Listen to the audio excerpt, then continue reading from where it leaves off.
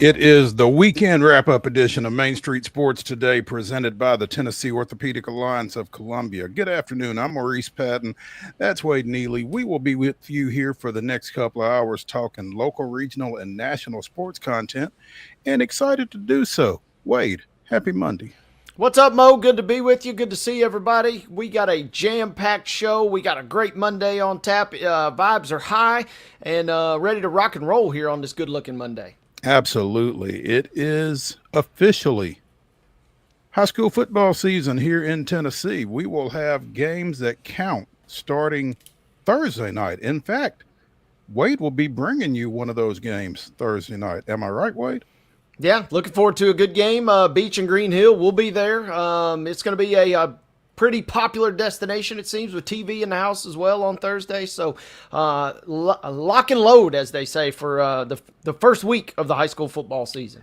Absolutely. My TV 30 bringing you Friday night rivals on Thursday night, Friday night, and Saturday night this week. But yeah, Beach and Green Hill getting things started, and Main Street Radio will also be on hand. Wade and Casey Patrick bringing you the audio from that one. And that should be a good one, man. A couple of playoff teams from last year. Green Hill didn't have quite the playoff run it would have liked, but both highly successful programs here over a short period of time. So should be a lot of fun, Wade. Yeah, looking forward to it. Couldn't really think of a better way. There's a couple good games across the mid-state on Thursday, but couldn't really think of a better destination, as you said. The two really good teams, two prideful programs, classic kind of matchup to set the tone in 6A football to get us revved up. Absolutely. Again, high school football starts this week, Thursday night, Friday night, and Saturday night. We'll be getting more into that as the week progresses.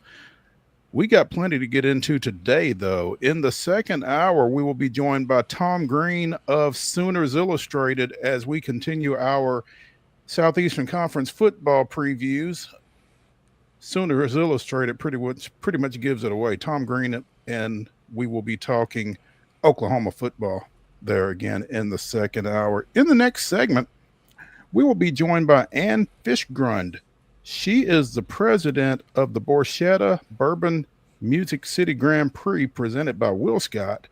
It's coming up on August 31st. That's 2 weeks from yesterday. So we'll be talking a little bit about that with her and kind of her whirlwind. She just kind of ascended to the top spot with that event back in January. So this will be her first on-the-ground experience with the BORCHETTA Bourbon Music City Grand Prix, and looking forward to talking to her about what all that entails. So that'll be our next segment. We'll also be talking a little soccer, a little baseball, get into some football at the professional collegiate. Yeah, that's as far as we're going to go. Just pros in college today. But we'll also get into a little golf, a little racing, other than the Grand Prix. So plenty to get into today. Looking forward to it. Yeah, monster show. Couldn't have really planned it any better. Football is back. We got high school Thursday and Friday and Saturday, as you mentioned. Big game on Friday with NBA and Pearl Cohen going to strap it up. Should be a good one on TV as well. And then it all really leads to Farmageddon coming up across the pond on Saturday. This is the best time of the year by far, and we have finally made it. We survived. There we go. That's it. We survived, and we're actually getting started to kind of get a little cranked up about it, man. I'm pretty excited. I went to the Murray County Jamboree on Friday night and saw some pretty good matchups there with Mount Pleasant and with Battle Creek, which will be making its varsity debut Friday night when they host Mount Pleasant. And then Columbia Central and Spring Hill, who do not play during the regular season this year, but they matched up for a couple of periods in the finale of the Murray County Jamboree down at Spring Hill. So coverage, by the way, at mainstreetmurray.com if you want to check that out. But yeah, three pretty good matchups there. Kind of got your juices flowing a little bit, got you ready for stuff that counts. Again, starting this week, going to be a lot of fun. So that's what the show looks like today. Again, on the weekend wrap-up edition of Main Street Sports Today. Let's go ahead, Wade, and get into it with yesterday's results, this weekend's results, and today's schedule on the rundown. This is the rundown. rundown coming your way, folks. But before we get into it, each and every single Monday, our rundown is brought to you by our friends at Zion Christian Academy. ZCA offers a faith-based, Christ-centered education right here in Murray County. So give them a call today. That number is 931-388-5831. Or you can visit them online at zioneagles.org and schedule an appointment today. Once again, that's Zion Christian Academy, where they are prepared for college and equipped for purpose.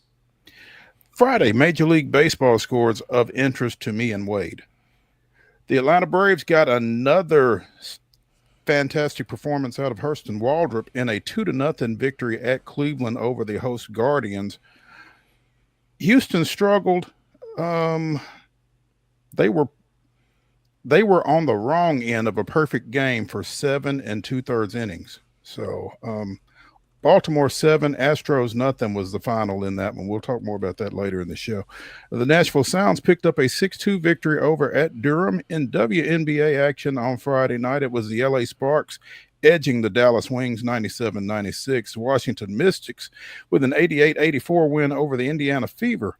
Golden State 90, Chicago 59. It was the Las Vegas Aces staying hot with an 86-83 win over the Phoenix Mercury, and Seattle edging the Atlanta Dream 80-78. Tough night in Atlanta because in preseason action, it was the Tennessee Titans down at Mercedes-Benz Stadium with a 23-20 win over the Falcons. Roll into Saturday, Major League Baseball scores. It was the Braves topping the Guardians. 10-1 was your final there. The Astros defeating the Orioles 5-4. Sounds action. Durham picks up a 7-5 victory over the Nashville Sounds. And in WNBA, pretty good matchup. 86-80 was your final score as Minnesota defeats the New York Liberty. Once again, 86-80 your final in your lone WNBA matchup from Saturday afternoon.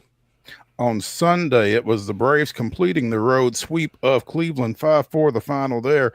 And the Orioles, again, 12-0 over the Astros. Tough weekend at home for the Astros against the not very good Orioles. Sounds action. Durham with an 8-4 victory in the finale over in North Carolina. The Sounds and the Bulls split that 6-game series. WNBA action from Sunday. Indiana with a 99-93 overtime victory, I believe, over the Connecticut Sun. Washington holding off the Sparks 95-86. The Aces with a 106-87 win over Dallas. It was Phoenix 85, Seattle 82, and Atlanta with a 79-63 win over Golden State. In Major League Soccer action, we'll talk more about this one later in the show, but the Nashville Soccer Club scored first and didn't score again. NYC Football Club 2, Nashville Soccer Club 1. Again, we'll get more into that here in just a bit. And at the BMW Championship, Scotty Scheffler down 4 going into the final round, wins by 2 over Robert McIntyre. 5th PGA win of the season. And death taxes and Scotty Scheffler. We'll talk more about that later in the show as well. Yeah, kid's on a roll right now, to say the least, as props to him for winning the BMW there over the weekend. Schedule for today, a couple of MLB games to inform you guys about. One beginning at 5:40 as the Astros will travel to Detroit to take on the Tigers. Once again, your first pitch coming at 5:40. That game will be shown on MLB Network. The White Sox and Braves will get it on at 6:15. That game can be seen on FanDuel Sports South. So you got Astros and Braves both in action tonight as part of your Monday schedule. Ladies and gentlemen, that is your Monday schedule. Those were your weekend results, and that concludes today's rundown.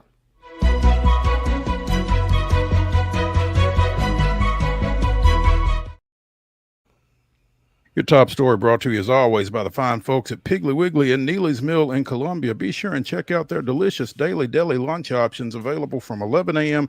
until 6 p.m. Also, their hand-cut meats and everything is cost plus 10% at the cash register. Piggly Wiggly, Neely's Mill, Columbia, bringing you our top story. As we mentioned, NSC on the road again, which pretty much means NSC losing again. 2-1 loss up at the Big Apple to the New York City Football Club. Jacob Schaffelberg got the boys in gold on the board early, but they couldn't come up with anything else.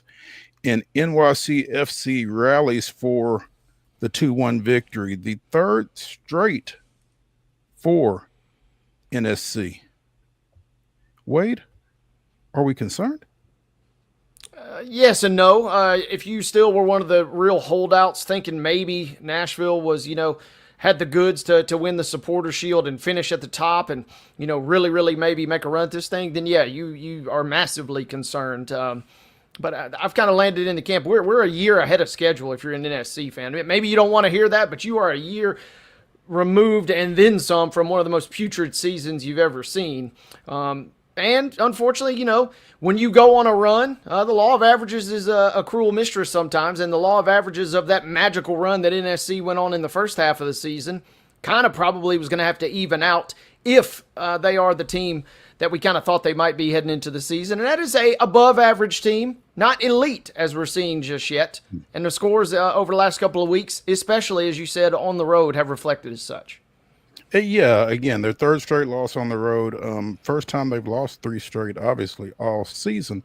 But all 3 of those, it started at San Diego, continued at St. Louis, and that's the one that I think probably most people who know a whole lot more about soccer than I do are particularly concerned with. But San Diego, St. Louis, and now this weekend up at New York City, those losses. And so, again, all 3 of those on the road kind of makes you feel better for the fact that their next one is at home.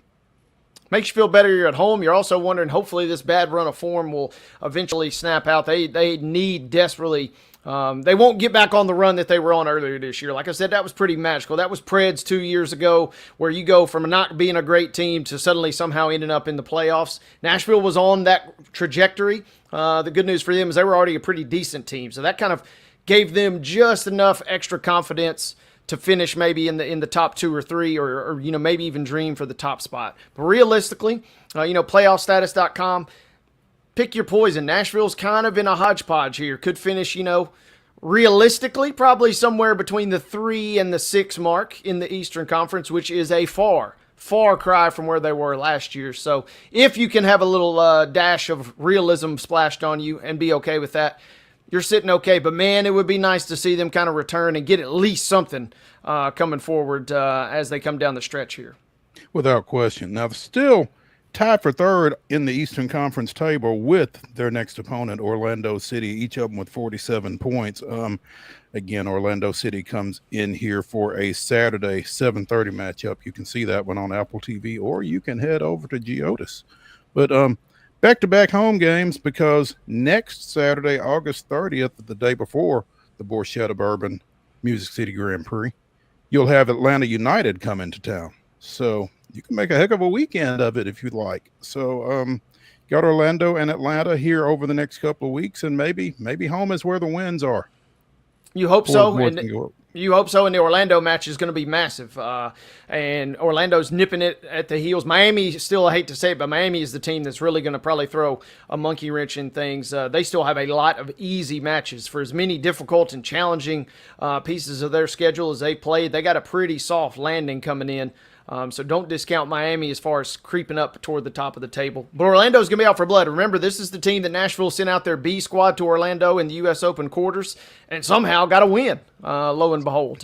So, they're going to be kind of desperate to come in. They're sitting just there right at 47 points with NSC. That will not be an easy match by any stretch. But if you can get a win there, Atlanta, your arch rival, is not having the best of seasons, but they're still your arch rival. But hopefully that would lead to a little bit better result at home. So it's not a lost season by any stretch thus far. NSC still's got a lot to play for, and that begs the question, will they throw all their eggs in the basket? And Belair and a couple other guests that we've talked to over the course of this season have said maybe they sell out for a trophy, and I will not be shocked if that's what they do when they have their U.S. Open semifinal in mid-September when they host Philadelphia. That will be their best chance, maybe realistically, to get any sort of hardware this season. So a lot to play for, but it's not great times right now if you're an NSC supporter. It's certainly a little uncomfortable right now, especially for the Wades of the world who kind of have that PTSD with regards to a team that gets on a roll and then all of a sudden cools off a little bit. Interesting, Wade, this weekend, kind of thought we might see Tyler Boyd at some point. He didn't even dress, I don't believe. Yeah, I was wondering about that. He got upgraded to questionable, and we closed the show on Friday by kind of saying as such. It'd be cool to see him on the sheet. It'd be really cool, obviously, to see him get on the pitch. But why rush it at this point? It's not as if him returning at 60% is going to be the extra juice that you need to beat New York Football Club on the road. So play it safe. It's a long season. You're hoping for a long playoff run too. So the more depth that you can have than anything, it would have been nice to see him out there. Not necessarily shocked, but the good news is you got a whole nother week of training, and hopefully we'll see him out there sooner than later. Absolutely. And when he does come in, you feel like he's going to give you a little bit of a boost just because gives you another potential scorer up there. So, again, Schaffelberg, the only scorer yesterday for the boys in gold. Sam Surridge, I guess he's still the golden boot leader, did not score. Obviously nothing from Mukhtar because they only got the one goal. So, somebody else who has to be marked by opponents, and you would think that maybe that would help kind of open some things up once he does get back out there. So we'll see how that goes. But right now, NSC skidding, dropped their third straight on the road, hoping to come home and get things right this weekend against Orlando City. We will certainly be keeping an eye on that. Let's take a break here on the weekend wrap-up edition of Main Street Sports Today, presented by the Tennessee Orthopedic Alliance of Columbia. When we come back, we'll be joined by the president of the BORCHETTA Bourbon Music City Grand Prix, presented by Will Scott. And FISCHGRUND joins us. Stay tuned.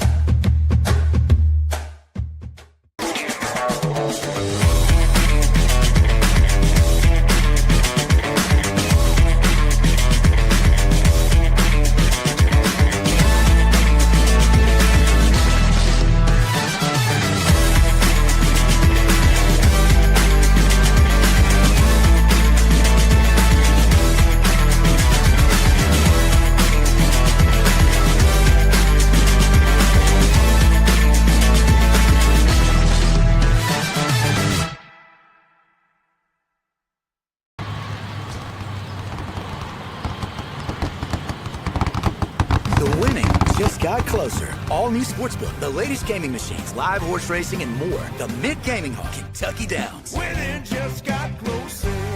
Deep in a forest at Nashville Zoo, new creatures here for you to view. Phantoms graced in black and white swing high in trees of dappled light. In rocky crags, tall and steep, small antelopes with nimble feet. A wise old man with beard of white, a sentry perched on stony height. Amidst it all, a hunter lies, with coat of gold and steely eyes. A new adventure just for you.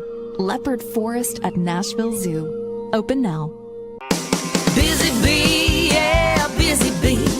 If you need... Hold on, y'all, hold on. I need to make a call. Hey, this is Brianna with Busy Bee. I'm giving you a call to let you know your technician is on his way. 833. Oh, busy bee. Guys, not yet. Not yet. Busy bee, oh, Now busy ready, bee. guys. Call 775-7833. Custom Stone Handlers supplies over 600 distributors and suppliers with quality stone products. Along with Riverstone, we produce and distribute over 100 building, landscape, and other bulk products. Our goal is to provide quality products, service, and partnerships to ensure our customers' success. We firmly believe the measure of any person or company is how you treat other people and customers. Give them a call at 931-490-4990 or visit CustomStoneHandlers.com.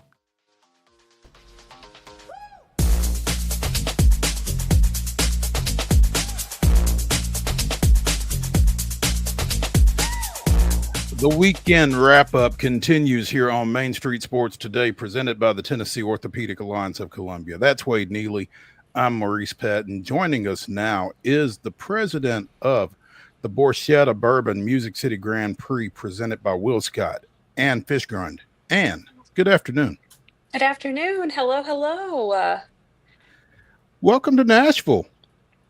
Thank you. I'm a resident now as of 5 months ago, and it's a little toasty down here. It's definitely giving me a run for my money. Where are you originally from? Indiana, which normally I would say isn't that bad, but I think it's been a little toasty everywhere these days. I think it is a little toasty everywhere, but it is especially toasty here, we think, because we're kind of used to it. So I don't know. Stay hydrated. But Yeah. Yeah, give me a year and I'll be there too. so how has this transition been for you? Because prior to you assuming the role of president of this event, you were out at Iowa, which wasn't quite as toasty either, I don't guess. But mo- more from the professional aspect of this, what's this transition been like for you? It's been great. This community has been so welcoming, open arms. It seems like everyone in Middle Tennessee is ready for the next big event every weekend, right? Whether they went to the state fair this past weekend or they're getting ready to join us here at Nashville Super Speedway in 2 weekends, Labor Day weekend. It seems like everyone's always wanting to go out and about, despite the heat. People want to be out and about and see what's next and exciting. Doesn't make a whole lot of sense, does it? Yeah, out in this heat. Yeah, I'm here for it. yeah, I understand.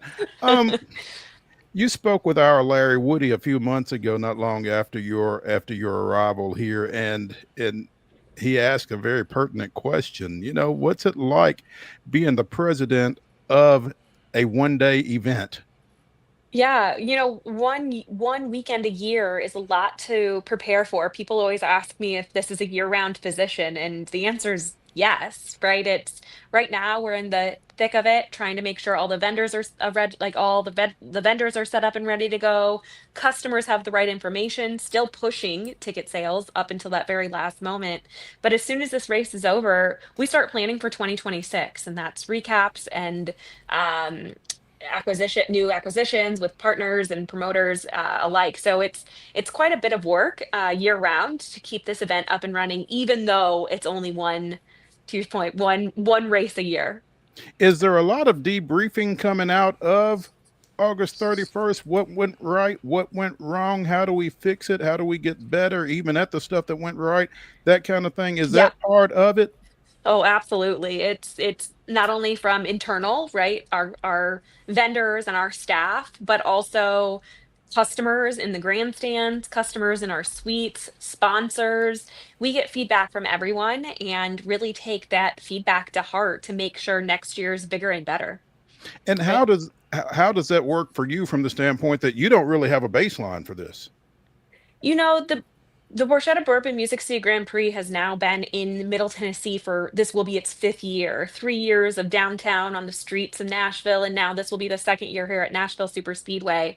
Even though our company, who's currently managing it, has never managed it before, there are a lot of things we have learned over the past few years, not only from the series that have raced here, but sponsors as well as the former promoters to take all that information and make sure that we're still trying to do everything possible to put on a great event for our partners and our customers.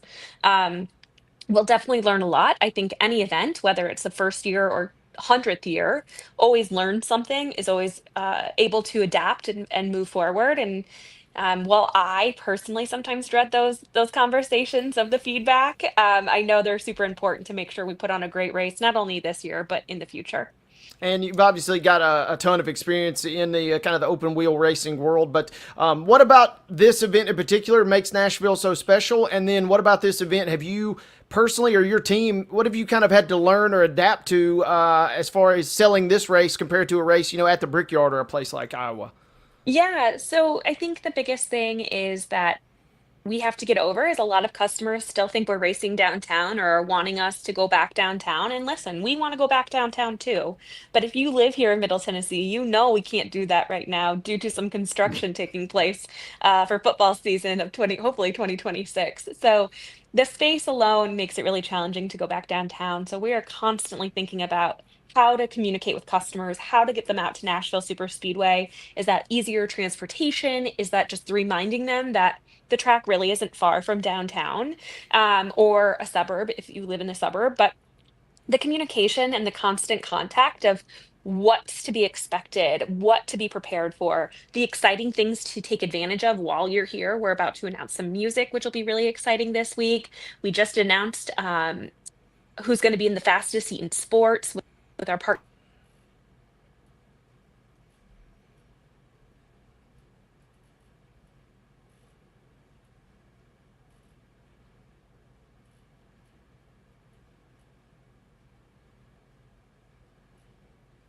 Mark, what do we got? She probably got a phone call.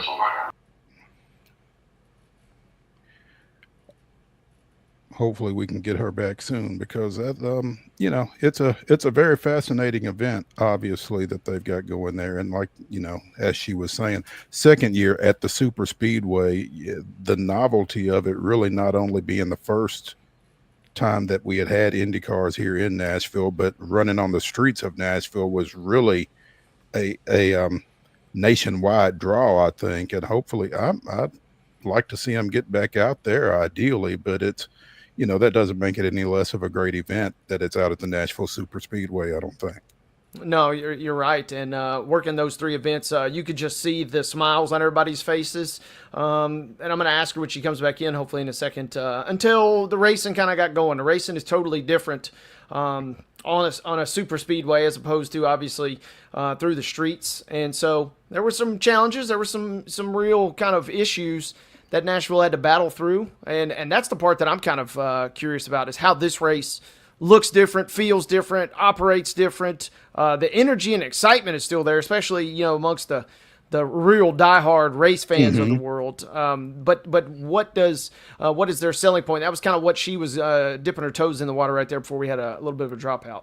Yeah, hopefully we can get her back in. And FISCHGRUND, first-year president of the BORCHETTA Bourbon Music City Grand Prix, presented by Will Scott, is our guest, and running into some technical difficulties. Technology is a beautiful thing when it works, and it looks like we've got her back. Ann, are you there? So sorry about that. Oh, stuff happens. Don't worry about it. We appreciate your diligence in getting back. And Wade had some more for you, Mr. Neely. Oh, yeah, and I just wanted to ask, you kind of mentioned, obviously, the appeal and the novelty of going through downtown, and that is such a cool visual. But having been on the ground for all of those races there, man, the racing presented kind of some unique challenges, and there were certainly a ton of cautions. What's the feedback been like amongst the race community, the fact that this is actually going to take place on a venue, well, designed for racing? I think our drivers, the NTT IndyCar Series drivers, as well as the Indy Next drivers, really enjoy the diversity that the series brings, right? Our drivers race on temporary street courses like you used to see here in Nashville, permanent road courses like they have over in Birmingham, Alabama at Barber Motorsports Park, as well as these permanent ovals. And I think the mix of all of them brings for a really unique season. But to finish a season on an oval where the competition truly is the most competitive, the fastest that these cars will absolutely go, is something really special. And I think the drivers appreciate that. But I think that they're always willing to do whatever opportunities put in front of them. But to end on an oval is super fun. It certainly makes the racing a little more fluid, I guess. That was the real downfall, in a sense. At least that first year, seems like there was a caution almost every lap. But also Yes. being there, and there's so many other events that kind of go into this weekend. And you touched on the music and touched on the other kind of entertainment factors. But the racing alone and the qualification and the practice events kind of paint the picture of how massive this operation is and how big of a weekend it is, as opposed to just the one race. It is. It is a full family fun weekend, right? Kids tickets are only $10 for the weekend for kids 12 and under. An adult ticket, I think the cheapest ticket right now is $50. We want to, for Sunday, we want to make sure that this is family fun, whether it's interacting with our sponsors in the free fan zone or coming into the grandstand and watching those races. IndyCar is also very accessible. We sell what we call a paddock pass, where customers can go into the garages and see the teams and the drivers working on the cars. Thinking about going into like a player's locker room. Most sports don't allow it, but we do. And so having those abilities to come and see it up close and personal and feel the speed of those cars, there's truly nothing like it. But we want to make sure that it is family friendly all weekend long. You can make it a whole weekend and come out and camp, or you can just come out on Sunday. We just want you to come and enjoy with us. And what's the marketing kind of strategy behind knowing you have a racer or a driver like Joseph Newgarden, who's obviously got such great local connections here and does so much in the community outside of his everyday driving schedule? How do you tap into those other and kind of build up some other personalities, knowing that you have an ace in the hole, so to speak, with Joseph there? We do. We're pretty lucky to have them in our in our backyard over here in Tennessee. But really, we've worked closely with some of the other championship contenders of the season. Um, Alex Palou will actually be in town tonight, the 2025 NTT IndyCar Series champion, as he clinched 2 weekends ago over in Portland. They're testing out here at Nashville Superspeedway tomorrow. Chip Ganassi Racing is. So utilizing him while he's on site. We've worked with Colton Herta, who used to be a Nashville resident, who won the race last year, bringing him into town, talking with media. He unveiled the trophy for this year's race a few weeks ago. So we take advantage of storylines we hope that make sense, but then also bring in fan favorites like a Joseph Newgarden.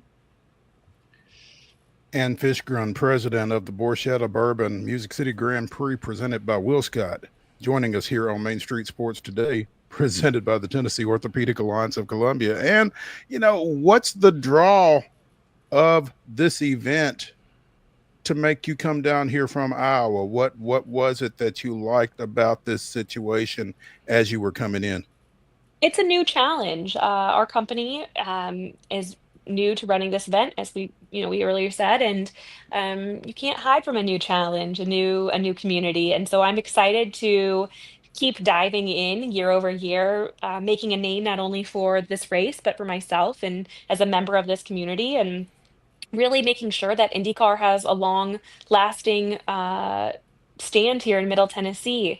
You asked earlier why Middle Tennessee, and it's an untapped market, but we have race fans within so many race fans within 4 hours. The NTT IndyCar Series home base is in Indianapolis, where the Indy 500 takes place, with majority of our fans and customers. But the NTT IndyCar Series also races over in St. Louis. They race over in Birmingham. There's obviously race fans over in Louisville and Atlanta. And there's so many markets so close to here that it's a great place not only to finish the season with a championship race, but also a drivable distance for a lot of our fans. You talked about Newgarden and Palau and some of the folks. Who are some other drivers that casual fans need to be aware of coming into this event? Absolutely. No one should blink and absolutely pay attention to is Pato Award, driver number 5 of the Arrow McLaren car. He is amazing, a fun personality, a fighter on that track. Kyle Kirkwood, driver of the number 27 for Andretti Global. Kyle has had a great year. Was definitely fighting for that championship earlier on. But there's just so many amazing personalities and drivers out there that really, we also offer an hour autograph session. I didn't say that earlier. There's an hour autograph session on Sunday morning with all these drivers, and they are so personable, so friendly, willing to take a photo. They're out there for an hour just signing autographs, first come, first serve, but signing autographs and really making sure that the fan and the customer feel that attention, and that to build that rapport with them is really something very special and amazing. Now, were you a racing fan growing up? How did you get into this? Not at all. I knew nothing about it. And I think that sometimes works in my favor, but knew about the Indianapolis 500, obviously, living in Indiana, and applied for an internship in marketing after college. And I've been fortunate enough to grow with the NTT IndyCar Series and Penske Entertainment, which is our parent company, since college, and been given great opportunities to continue to learn and grow and be a part of this community. I honestly never thought I'd be here, but couldn't have asked for something more special. The racing is so much fun. Our community is amazing, and I have become a fan, even though I didn't know anything about it. But it really is. It's something special to be a part of these events and to witness these events. And whether you're working it or attending it, they're just fun. And you can't really ask for a better weekend than that. Now, as a high-ranking official with one of these events, have you been able to pull rank and actually get on the track? In a car? Yeah. No, I don't know if I'd ever do that. No, we don't. I don't. We all like to No. drive fast, right? Oh, maybe you. Not me. I'm not the daredevil in the group. No, I don't even like going in like a commercial car and on the banking. I feel like the car is gonna flip over, so I leave it to the professionals. Speaking of the track, and one of the telltale signs that the race is not being held downtown is the grandstands are not being constructed for seemingly weeks and months on end. But I am curious, are there any tweaks or adjustments that will be made, whether to the track specifically or to the kind of the surrounding areas to kind of really make this thing have an extra pop in your mind? The glory of using a permanent venue like Nashville Superspeedway is it's already here. We don't need to adjust it very much. We'll bring in displays and activations from our sponsors. The teams will start setting up in the garage area. But in general, we don't have to touch it, which is really, really nice. We'll add signage and branding and make it feel like you're at an IndyCar race. But outside of that, it's nice that there isn't those needs for long-term build out like you had downtown. It does. I'm sure people aren't missing the block being put onto the bridge and the grandstands being built. But it's nice that here we don't have to do that because it's an amazing facility as is. You mentioned it earlier too. What's it like competing in terms of an entertainment capacity with the Wilson County Fair? That's about as big of an event as there really gets in Middle Tennessee, and you guys are going right up against them in terms of back-to-back weeks.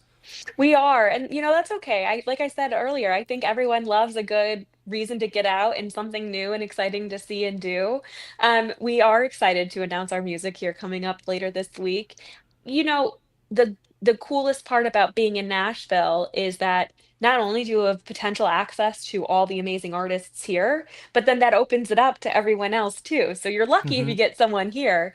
But there's so much amazing talent out there, so many amazing artists and groups that I think we'll end up with a really great announcement this week that people will be excited about. Stay tuned, she says. Stay tuned. Exactly. Yeah, stay tuned. They call that a tease, y'all. Stay tuned. Folks in Wilson County will have the ability to see a demolition derby and an IndyCar race in a close, short period of time, I guess. So that's kind of cool. Like I said, always something to go and see and do. There we go. And FISCHGRUND, president of the BORCHETTA Bourbon Music City Grand Prix, presented by Will Scott, joining us here on Main Street Sports today. Again, presented by the Tennessee Orthopedic Alliance of Columbia. And we appreciate your time. Thanks for dropping by. Thanks for coming back to us. I mean, we've had guests that just once they get knocked off, they're just out. So no, thanks for giving us Ann 2.0. We really appreciate it. And good luck in a couple of weeks. Thank you. Customers can still buy tickets at musiccitygp.com. We'd love to have everyone out. Absolutely. Thank you, man. Thank you. Yeah, thank you, guys. All right. Let's take a break here on Main Street Sports Today, presented by TOA of Columbia. When we come back, we'll get into a little baseball. Stick around.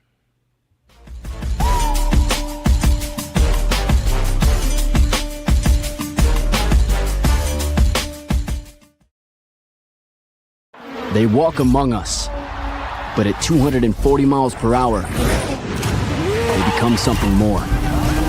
They're thrill seekers, risk takers, and maybe just a little bit unhinged.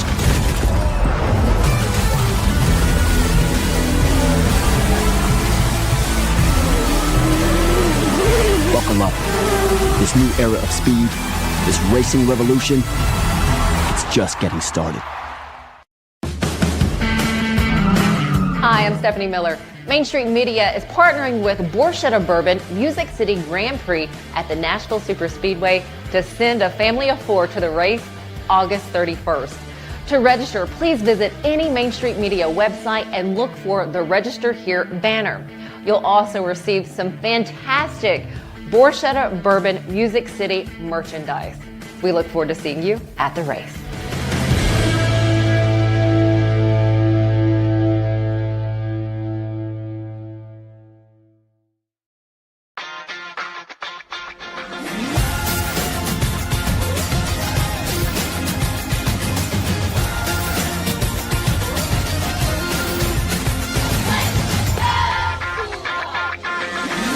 Zion Christian Academy at zioneagles.org or 931-388-7531. You can schedule your appointment to visit their beautiful campus. Again, zioneagles.org or 931-7531 to schedule your visit today.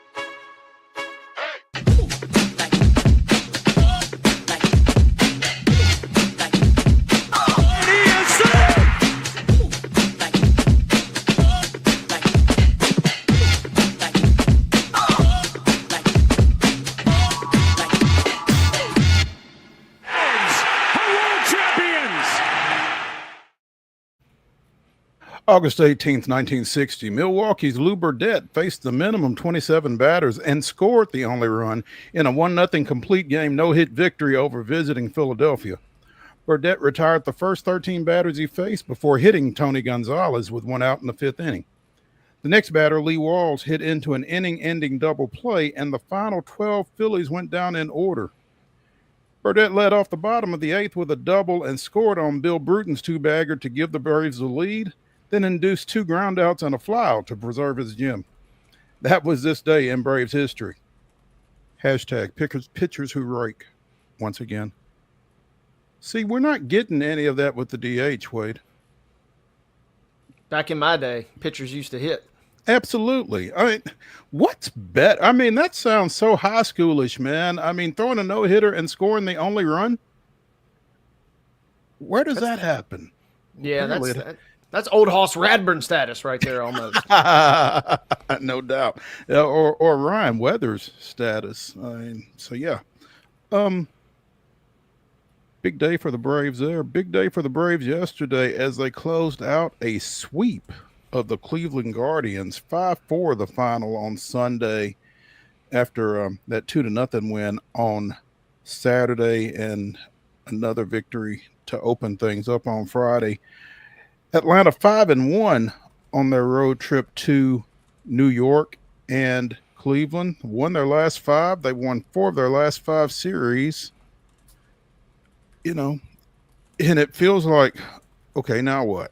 And they're 11-6 in August, but they're 56 and 68 on the year. I mean, this season is it's a done deal. Somebody mentioned something on my Facebook yesterday that if they go 32-8 the rest of the way, they got a shot.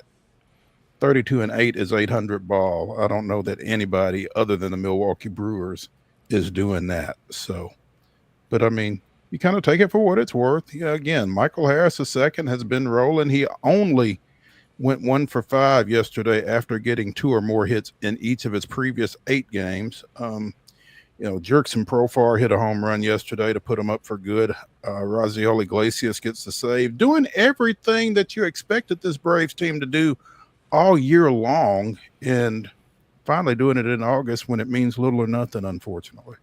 That's how sports a funny game, right? Sometimes stink all season long and then play when the games are kind of meaningless. And you're hoping, just to string along some good vibes. It'd be nice if you got a guy that's either up against a hard decision salary-wise.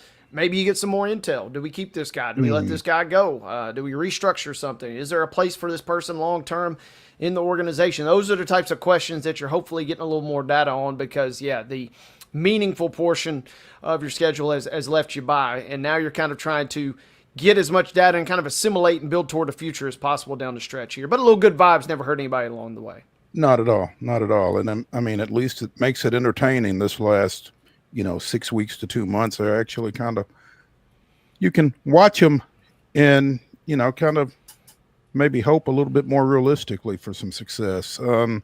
They come back home to Truist Park tonight, 6:15 start. They've got the White Sox coming in. Sorry, Christopher Gabriel. Things might get a little tough. White Sox 44-80 coming in. Again, Atlanta 56-68 with this recent surge. It's Yoendrys Gomez, 2-1 with a 5.56 earned run average, getting the ball for the visiting White Sox. Spencer Strider, 5-10 with a 4.69 ERA, starting for Atlanta. So we'll see how this goes. Hey, a little house divided between you and Chris there. Should be fun.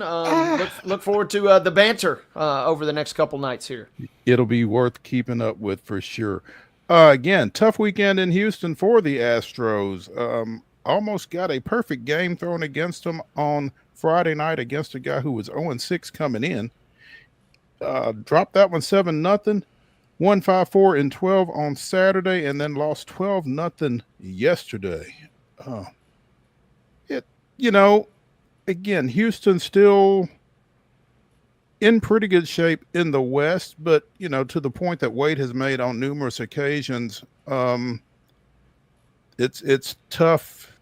The dry spells that they hit, to see them making much of a dent in the postseason unless something changes. You would think, and that's kind of been when they were healthy for the first 5 games of the season, seemingly that was kind of always going to be. They made their bed, with the Kyle Tucker trade in the offseason. They tried to thread a needle, and if everything went perfect, you got one deep postseason run with the team as it's currently constructed, and you've kind of flashed a little glimpses of life, a little glimmer of hope. Despite the fact everybody's still injured, but you get a little help coming back. You only take one of 2. Fangraph still says you're going to win the division, but it is clearly a 2-team race going forward between them and Seattle.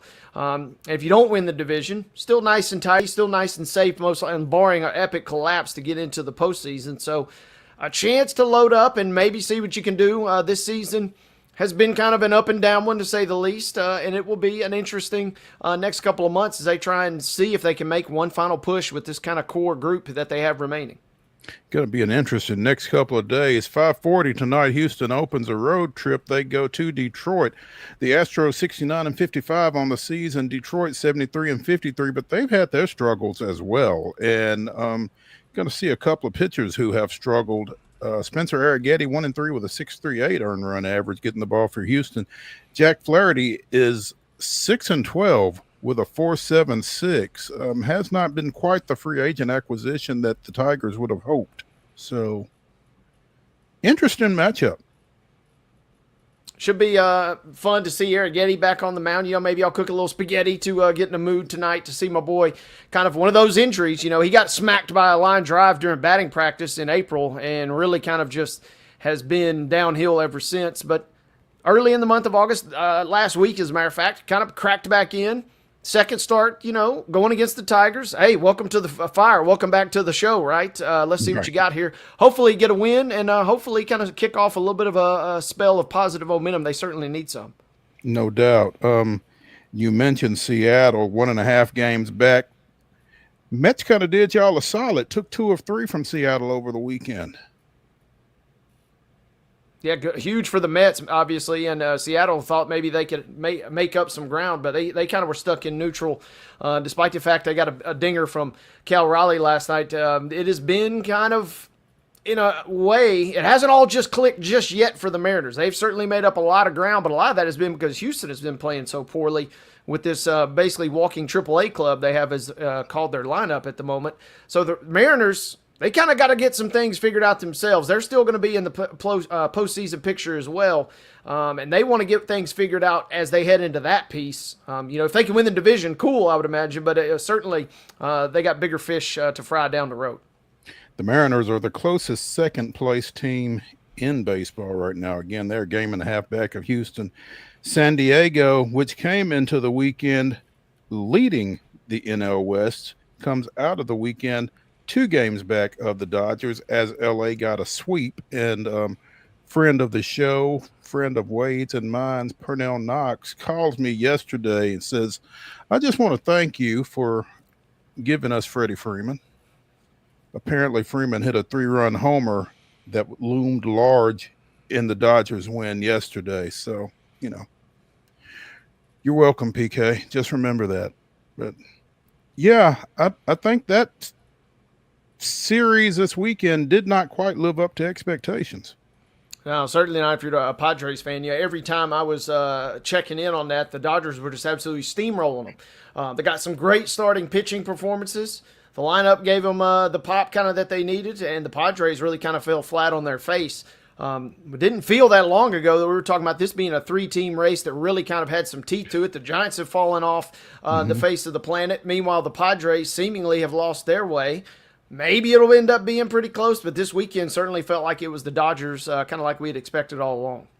Couple of one-run contests. LA wins 3-2 yesterday, and 3-2 Friday, 5-4 yesterday, and a 6-0 Los Angeles victory on Saturday. So Dodgers maybe figuring some things out, maybe getting some folks healthy, particularly on the mound, and that's going to kind of be a key for them. Meanwhile, in the NL Central, Milwaukee finally lost a game. Cincinnati wins 3-2-10 yesterday. Milwaukee had won their last 14 prior to that. So the Brewers getting slowed just a tad. Yeah, the rest of the Major League Baseball is saying they bleed just like we bleed, right? I mean, these guys were not going to lose a game pretty much ever, and they had a magical run. The odds, somebody posted the odds of this happening. They're like point zeros. I mean, it goes into like the billionth decimal place of the streak, considering the opponents and considering the construction of the schedule. It was an epic run, and man, it felt like that they were going to really make some hay and maybe never lose again. And they had a magical game on Saturday that they push into extra innings and then win that one 6-5, only to fall back and suffer that loss yesterday. They're in the midst of a game right now versus the Cubs, a little doubleheader today. That was the first time that the Cubs had gained a game on the Brewers, which they're still 8 back. But first time they had gained a game on those guys in like over a month, it felt like. So a chance for maybe a glimmer of hope for the rest of the NL after these guys show a little weakness. Yeah, again, the Cubs and Milwaukee going at it right now at Wrigley Field. It's 2-0 Milwaukee in the top of the 6th there. So, and this is big for the Cubs. The Cubs come into this game 8 games back, and this might kind of be their last stand. Yeah, if they want any shot of winning the division, this has got to be a series that they pick up a couple of games, and it doesn't look good right now. But if they're a team too that they got their sights set on things bigger than the division. But if you want to win the division, you have to absolutely get a couple. You'd like to take as many as possible versus these guys. Doesn't look good early though. Yeah, it does not look good for this one here. And you were mentioning Kyle Tucker a couple of seconds ago. The Cubs go out and get him over the offseason. I mean, some of the moves that the Cubs made over the offseason, it's kind of like they really pushed their chips into the middle of the table trying to make a run for it. And with that said, again, this 8-game deficit that they're looking at as they look up at the Brewers here in mid to late August does not bode well. They got to get some stuff done this week. Got to get some stuff done, and that's the big worry in Chicago is they made these big moves in the offseason, but right when you're in the thick of things in late July, they really kind of stood pat on their roster, and everybody from the moment they got Tucker has been kind of biting their fingernails, wondering on if they're going to keep him or bring him back, because that is a big piece that if you end up letting walk and you really don't get the most out of it, you're going to be scratching your head saying, what the heck do we kind of do that deal for? Maybe would have liked to have seen a little more movement if you're a Cubs fan at the deadline, but they felt like they had the goods to kind of get through. Certainly probably didn't anticipate Milwaukee being hotter than a $2 pistol over the first couple of weeks of August here. But them's the breaks, baby, and here we are. We find themselves 8 games back, and they could see that number grow by the end of the day today. Yeah, that's the tough thing. And this is a doubleheader, like you said. I mean, if this goes wrong, again, this could be their last stand. You could be looking at double digits down by the end of the night tonight if you're the Cubs. Could be. I mean, the thing that makes you put your head to the pillow a little easier, though, is, you can make a case that they're the second best team in the National League. They just happen to be in the same division as the Brewers. This is a team that could still flirt with over 90 wins, most likely by the end of the season. And you could still find yourself trailing by double digits at the end of the regular season in your own division. That's the kind of run that the Brewers have been on. But the Cubs, they're not a team without their flaws. They're going to have to figure some things out if they really want to make a push into the postseason. They look great in the months of May and June in particular, but have cooled off at the same time, unfortunately, that Milwaukee has really gotten hot. And this push that Milwaukee has been on of late has kind of been to some degree at the expense of their AAA affiliate. The Nashville Sounds dropped an 8-4 decision over at Durham yesterday. Split that series with the Bulls. They are 64-54 on the year, but here in the second half, they are 20-25 in International League play. Despite Dash Cameron's 14th home run of the season and a double yesterday, they fall by 4. And again, their roster has been so fluid because of so many of the moves that Milwaukee has had to make over the course of the season. It's kind of cost them some upward mobility there, but that's what they're there for. Yeah. So Sounds come back home to First Horizon Park tomorrow. They open a 12-game, 2-week homestand. First against the Louisville Bats. This will be the only trip down 65 that the Bats make this season. Probably the closest opponent that the Sounds have, 3 hours away, either them or Memphis. Louisville only comes to town once. Go figure. And don't have this conversation with Jeff Helm. It kind of shoots his blood pressure up. But Louisville's in town for 6 this week. Charlotte comes in for 6 next week. I think it's the only 12-game homestand that the Sounds have this season. So if you want to see the Sounds, you got a pretty good shot to do so here over the next couple of weeks. So get on out there. Tito's Tail Wagging Tuesday tomorrow. Yeah, it'll be a big week and a big home stretch for them, right when the temperature gets to 100 degrees tomorrow. But so be extra careful if you are heading out to First Horizon. You mentioned it too, though. Chad Patrick, they just called him up today back to the big league club from Nashville. Tyler Black is coming back down. They're in that constant yo-yo battle. One other big piece of the puzzle, though, they were without Isaac Collins over the weekend. He was on the paternity list, but he's now been activated again. So, man, they have so many moving parts. We talked about Friday that The Miz is back, and he did not do so well in his return to the mound with the Brewers. But that just speaks to the overall success of this franchise as a whole. Who knows what it means for the postseason this year at the big league level? Who knows, or who really, outside of the guys in the Nashville Sounds organization and clubhouse, who really knows or cares, about a AAA championship? But the franchise from top to bottom continues to be one of the best run in the biz. And that's kind of part of it, is you see so many moving parts and so many guys having success, whether they're coming up or going down. You're right. It's going to be interesting to keep an eye on both the Brewers and the Sounds as the fallout from the Brewers and their success and their moves takes place. So we'll be keeping up with all of that here over the next few weeks. Hour number 1 of the weekend wrap-up edition of Main Street Sports Today, presented by the Tennessee Orthopedic Alliance of Columbia, comes to a close. After this break, we'll jump into hour number 2 as we get into the grab bag. Stick around.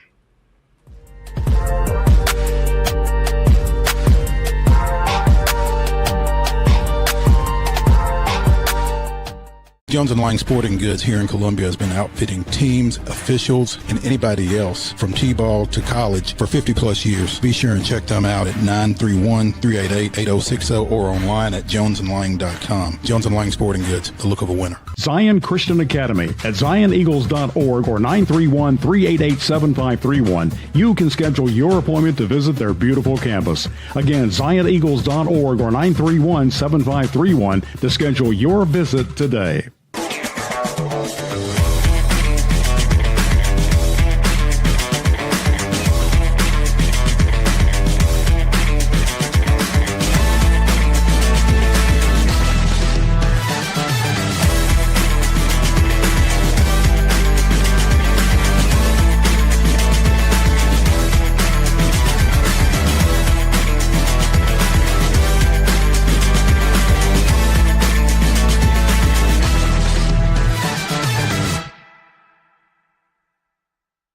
Custom Stone Handlers supplies over 600 distributors and suppliers with quality stone products. Along with Riverstone, we produce and distribute over 100 building, landscape, and other bulk products. Our goal is to provide quality products, service, and partnerships to ensure our customers' success. We firmly believe the measure of any person or company is how you treat other people and customers. Give them a call at 931-490-4990 or visit CustomStoneHandlers.com. Piggly Wiggly, located in Neely's Mill Shopping Center, is Columbia's locally owned and operated Cost Plus 10 grocery store dedicated to serving the community with low prices and smiling faces. Piggly Wiggly offers fresh, hand-cut meats daily as well as daily hot plate lunches from their deli counter. You're certain to see smiling faces and a helping hand when you're here at Piggly Wiggly. Come by and check out our fresh produce, high-quality meats, and more. Down home, down the street, we'll see you at the Pig.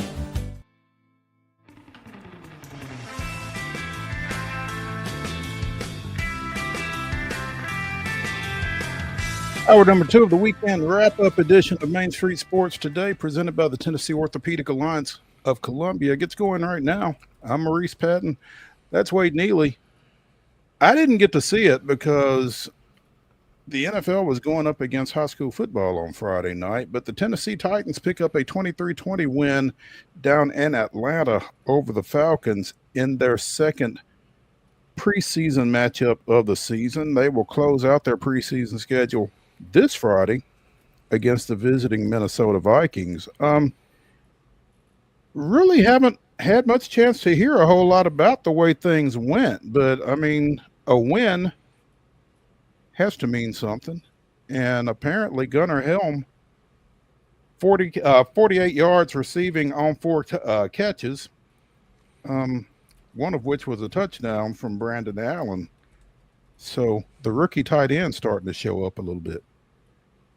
Yeah, and that is one of the big takeaways. That's a guy that I've been high on since they drafted him, and kind of a lot of oohs and ahs potentially of what could be for him. The other big highlight is a mixed bag, Mo, because number one, it's preseason, so I mean it really doesn't matter. But man, you saw some good stuff. Cam Ward, with the fact that Cam Ward has an incompletion that is generating as many highlights as the Titans, some of their touchdown passes last year, that kind of tells you all you need to know. But an absolute dart that hits Van Jefferson right in a bad spot, I mean right in the hands, sells you a little bit more, even in a 2 of 7 passing effort, sells you a little more on, man, Cam Ward does have some special juice at times. Looked upright, looked pretty mobile, looked pretty comfortable in the pocket. Kind of liked what I saw out of him on Friday night. Rushing game looked pretty solid with that crowded backfield of Mims and Mullings with Chestnut kind of sprinkled in there. Week 2 is kind of the week where you see a little bit more. You kind of almost forget the preseason is still going on in some regards. You get so excited after week 1 that you kind of forget about weeks 2 and 3. But all in all, not a bad week for the Titans to cap what was a grueling, long road trip. Those guys have been on the road for 2 weeks. Going down to Tampa and then straight to Atlanta. You know, as we talked to Donnell Suggs heading into that game on Friday, Donnell Suggs with the Atlanta Voice talking little Titans and Falcons, we were kind of talking about the meh of both defenses. Well, Titans got on the board with a pick 6. Kendall Brooks with a 53-yard interception return for a score to get the scoring started. So had to kind of jumpstart things and get the defense feeling pretty good about itself, a defensive unit that, again, folks have been kind of meh about here over the preseason. Yeah, and it was nice to see Kendall Brooks jump the route there and take 153 yards to the crib until you realize that it was Easton Stick throwing it, right? I mean, no disrespect to the former North Dakota State standout, the former Charger, but we ain't talking about Penix, and we're certainly not talking about Cousins throwing one right there in the midst. Maybe Cousins, I guess, but maybe not Penix. But the fact is, the Titans need a little signs of life. You got to see some extra guys rotate in the rotation. Really liked what we saw out of Cedric Gray for a second straight week. Kind of manhandling a couple of would-be blockers on some rushes that he had. There's also still a little bit of a milk carton factor for Femi Oladejo, the second-round pick for the Titans.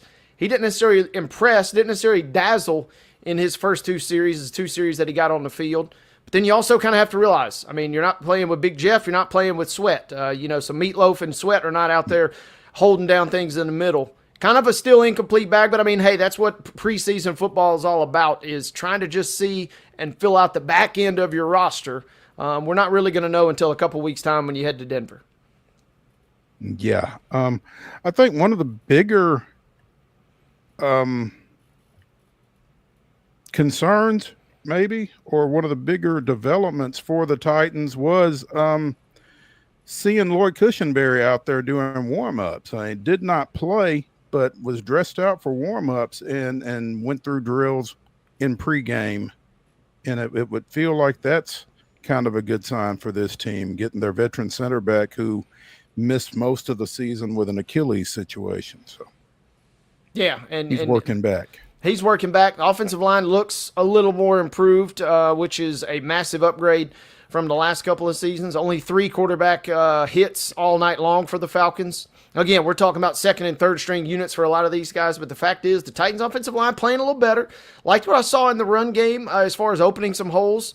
Liked what I saw in the protection for Ward a little bit when he was in there, and even that extended to Brandon Allen and right at the end with Trevor Siemian there. So couple good things to come out of this after a grueling trip for the Titans. They'll get a chance to, rest everybody. Anybody that's on the cusp. This is obviously kind of a make or break week when the Vikings come to town on Friday night. But you got to feel pretty good. No major injuries that I've seen coming across the wire here coming out of that, but that's always a big thing too. So feeling okay. And, like you said, sneaking out a win, that, counts a little bit in terms of morale, you would think, in the locker room. You mentioned that offensive line. Kevin Zeitler didn't play, in addition to Cushionberry. So, to continue to not feel bad about that line with some key performers not getting on the field, it maybe gives you a little boost of confidence in that front as the season gets closer. So something to keep an eye on there. And it seems that coming out of Atlanta, the Titans have made a move. Teresa Walker continues to tell us that they will be at the top of the waiver list until I think week 3 of the regular season. So anybody that goes on waivers, the Titans will have first crack at by virtue of that 3-14 finish last year. And so they have signed former Arkansas defensive tackle TJ Smith, and waived defensive lineman Philip Bleedy. So a little extra, yeah. Who knows what the folks in the lab over there are kind of tinkering, and they're just trying to do their due diligence, do their best effort, and try and fill out the roster as best they can. These are not the flashiest moves, not the sexiest moves, but they're up to something over there at Ascension St. Thomas. So and again, won't be the last move we see. Obviously, the rest of this cycle. Coming off a 3-14 season, they need to be up to something, right? So, yeah. Minnesota coming in to close things out. Some folks going to have some decisions to make because, again, this is week 1 of the high school football season this weekend. You're going to go watch your favorite high school team play. You're going to go down to Nissan Stadium and watch a preseason NFL game Friday night. I'll be interested to see how that goes. Yeah, tough break for the Titans with back-to-back Friday night draws there. But them's the breaks. Chiefs and Seahawks also had a game on Friday, too. The Seahawks absolutely ran wild on the Chiefs in that one on Friday. But, yeah, it'll be a tough decision. And, the NFL tries, or they at least give the illusion at times. We saw a game in Brazil on Friday last year. So they try and do their due diligence. And like I said, tough break for the Titans fans, a tough break for the TSSAA that they are going head-to-head. But them's the breaks the way the schedule broke down this year. Yeah. The Rams got some good news today. Quarterback Matthew Stafford coming back to the practice field apparently had some back concerns here of late, but he's back on the field. And I mean, it's going to be better than anything else the Rams could run out there, you would think. So it's got to be good to have him back. For sure. And, this was the one that everybody was kind of waiting to see if Sean McVay would kind of kept it real close to the vest over the weekend, said, wait till Monday, we're going to announce a little something. So that is good news. Got a whole game worth of Stetson Bennett over the weekend. And, yeah, if you're a Rams fan, you're okay maybe for a game or two if Stafford needs a breather in the middle of the season. But it is a totally different look with Stetson Bennett running that offense as opposed to Stafford. They go as Stafford goes, and they will need him healthy as many games as possible to be one of those sleeper teams in the NFC this year.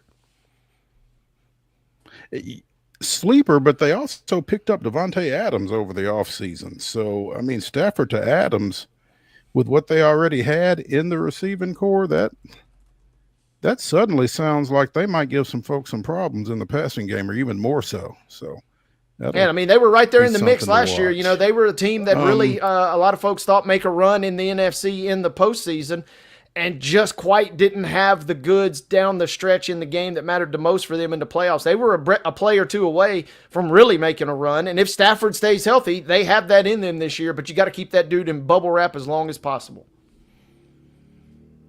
Without question. While the Rams got some good news, the Bengals continue to, just implode around this Trey Hendrickson situation. There are thoughts that he's going to be moved, and it's just crazy for everything that they've got going on offensively that they're gonna. It looks like they're probably going to lose the leading sacker from the 2024 season. 35 sacks over the last 2 years. I don't know who does a worse job of not being able to get out of their way, the Browns or the Bengals? Yeah, and I mean, this is not a Jerry Jones stealing headlines situation. It feels like when you see that Trey Hendrickson is potentially on the block and they're listening to offers, I believe that, because we are talking about the Bengals, like you said, one of the most the poors of the poor, if you will, in terms of reputation amongst the league. It'll be fascinating. I'm reading an article on CBS, and the top two teams they have as trade targets are the Lions and the Packers, two teams that are right there in the mix as far as competing for the NFC Championship this season. So if they move him out of the AFC, those two teams listed again on CBS Sports as contenders to maybe land him. And then beyond that, I'm not really sure who ponies up. It feels like it's got to be a team that feels they're one player away from making a run. Right. But this has been bungled by the Bengals for yet another situation here. They find themselves the laughing stock kind of the NFL once more. Man, if it's the Lions, can you imagine Hendrickson on one side and Aiden Hutchinson on the other side? Would be fantastic. And, I mean, when I see that, though, I'm wondering, does that mean that Hutchinson is good to go and they're thinking, let's unleash holy hell on everybody? Or does that say, hey, maybe he's not quite back to where he was, which was trending toward Defensive Player of the Year last year. Maybe we have Hendrickson as the ultimate backup or the ultimate kind of sidekick there. Two ways to look at that. I'm curious which it is for the Lions, if they are a legit contender in this trade talk. I'm looking at an article here on NFL.com, and among some of the others, if not the Lions or Packers, the Falcons are in that mix. Now, I think they're probably why not add another edge rusher, right? Well, might as well. Just give me all your edge rushers, yeah, because 2 rookies wasn't enough. Let's get this guy as well. Or maybe they feel like they can package one of those edge rushers to Cincinnati in exchange for. It's going to be quite the finish there for Cincinnati if this goes the way it looks like it's going. So, yeah, stay tuned. In the courts, it was ruled recently that the NFL can be put on trial as part of Brian Flores's lawsuit that has been pretty quiet of late, but he has sued the NFL for racial discrimination, and it's been ruled to go forward with the NFL as a defendant, along with the Broncos, Dolphins, and Giants. Flores alleging racism in the league's hiring process. Said that both the Giants and Broncos interviewed him solely to satisfy the Rooney Rule, and that he was not a serious candidate for those jobs. So we're going to court with this one, apparently. It'll be interesting to see how that comes out. 100%. And, you go to court when evidence gets introduced, that more often than not is the reason you want to settle out of court, is so you don't have your dirty laundry kind of aired out. So this will be fascinating. The NFL is at liberty, at least. Who knows how it'll play out, but they're at least at liberty to request a rehearing to see. I don't know what would change, but you could hypothetically get a different ruling if they kick this back into court and then end up back in arbitration. But, yeah, they probably don't want any part of this, I would imagine, getting aired out in public. Yeah, and it's you almost wish it would go to court for that very reason, Wade. Let's get all this out here. But, if Flores was to settle, I don't know what that looks like. I mean, he is currently defensive coordinator for the Vikings, and most likely that's not going to change. But, what does a settlement look like? I mean, does Goodell get in somebody's ear and say, hey, hire this guy? Or how does that work? Well, the way I'm understanding this is if you go to arbitration, that allows Goodell to be the arbiter. And so basically he can kind of dictate the terms, and, presumably you're going to get, number one, as we mentioned, you don't have your dirty deeds out there in public, but number two, you can enforce your own penalty, and they don't have to tell us or really give us any sort of indication what the penalty is or who was at fault even, really, is the way I'm understanding this. Whereas if you go to court, everything's a little bit more public, a little more out in the open. We see who's guilty, who's not guilty, who's at fault, who's not at fault.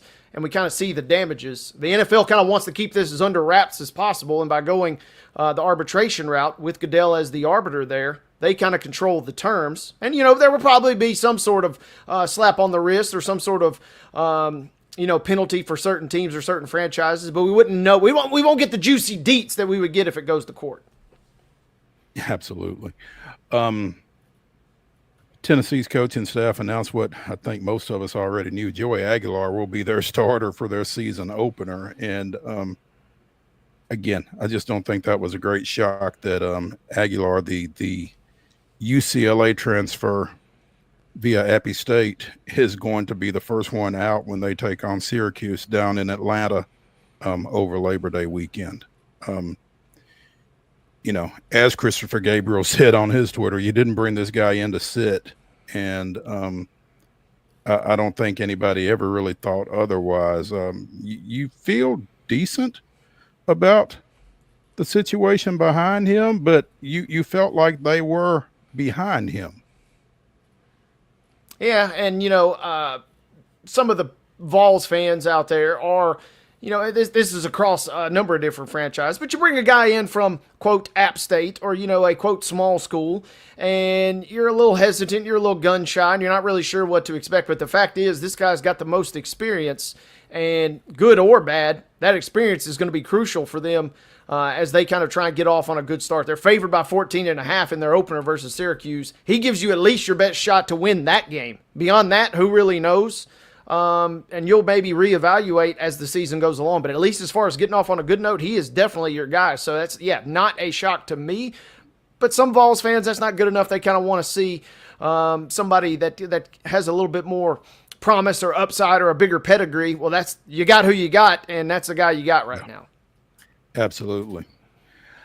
Let's take a break here as the weekend wrap-up continues on Main Street Sports Today, presented by the Tennessee Orthopedic Alliance of Columbia. When we come back, we will continue our Southeastern Conference football previews with Tom Green of Sooners Illustrated, talking a little Boomer Sooner when we get back.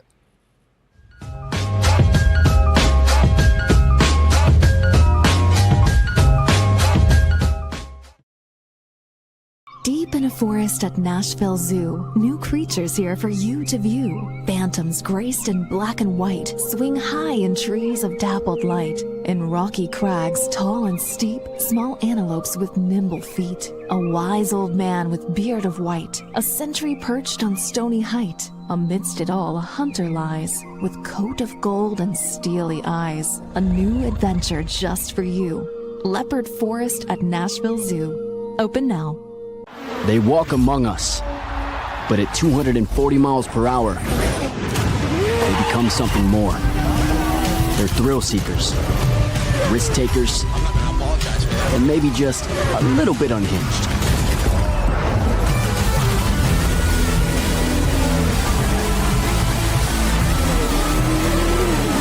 Buckle up. This new era of speed, this racing revolution, it's just getting started.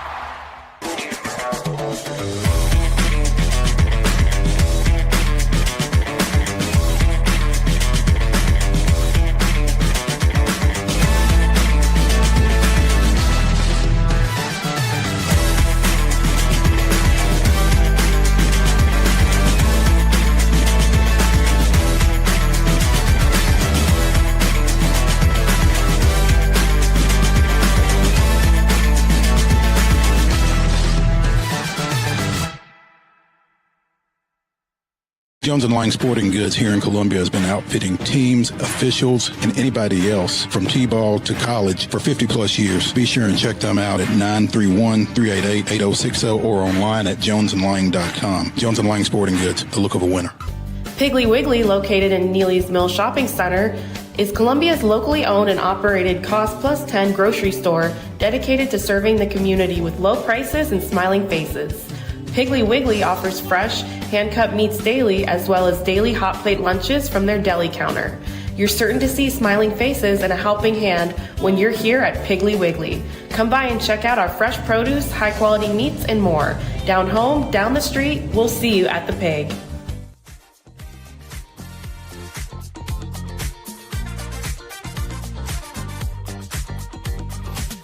Welcome back into the weekend wrap-up edition of Main Street Sports Today, presented by the Tennessee Orthopedic Alliance of Columbia. That's Wade Neely. I'm Maurice Patton. We continue our Southeastern Conference football previews now as we bring in Tom Green of Sooners Illustrated to talk a little Oklahoma. Tom, good afternoon. Hey guys, how's it going? What's up? Great, man. Appreciate you taking some time to chat with us here. Tell us about the Sooners. What are the expectations right now?